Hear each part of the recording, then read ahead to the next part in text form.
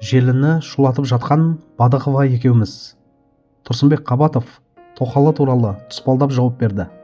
Әлеуметтік желіде Тұрсынбек Қабатовтың кезекті концертіндегі сөзі қызу талқыланып жатыр. Бұл туралы skifnews.kz ақпарат порталы хабарлайды. Көрермен алдында әзілмен сөйлеген ол, соңғы күндері тараған тоқал жайлы әңгімелерге тұспалдап жауап берді.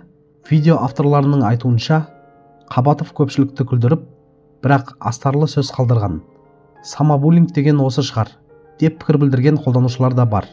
Желіде тараған үзіндіде ол, қазір әлеуметтік желіні шулатып жатқан актриса Дариға Бадықова.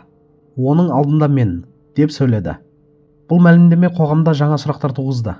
Оқиғаға қатысты ресми түсініктеме берілмегенмен, жұртшылық талқысы басылар емес. Соңғы күндері қоғам талқылап жатқан осы жағдайға қарасақ, Тұрсынбек Қабатовтың сахнада айтқан астарлы сөздері көптің назарын өзіне аударып, түрлі болжамға жол ашқан екен. Әрине, оның әзіл арқылы жауап беруі кәсіби шоумен ретіндегі тәсілі, бірақ кейде әзілдің өзі үлкен сұрақ тудыратынын да ұмытпау керек. Дегенмен жеке отбасылық мәселелерді жұрт алдында талқылап, әр тарапқа жүгіріп баға берудің де менің ойымша қажеті шамалы. Әзіл ол әзіл, ал шындықты тек сол отбасының өзі ғана біледі. Қандай жағдай болса да ешкімді асығыс айыптамайық. Сөзді көбейтпей, эмоциямен емес, ақылмен қабылдаған дұрыс деп ойлаймын.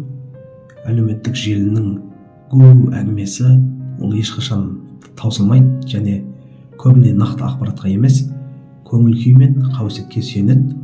Сол себепті жеке өмірге қатысты сұрақтарға құр эмоциямен пікір жазып, отқа май құюдың орнына әр адамның өз мәселесін өзі реттеуіне мүмкіндік берген жөн деп ойлаймын. Уақыт өте барлық нәрсе айқындалады, ал әзірге шуға емес, сабырға мән берген дұрыс деп санаймын.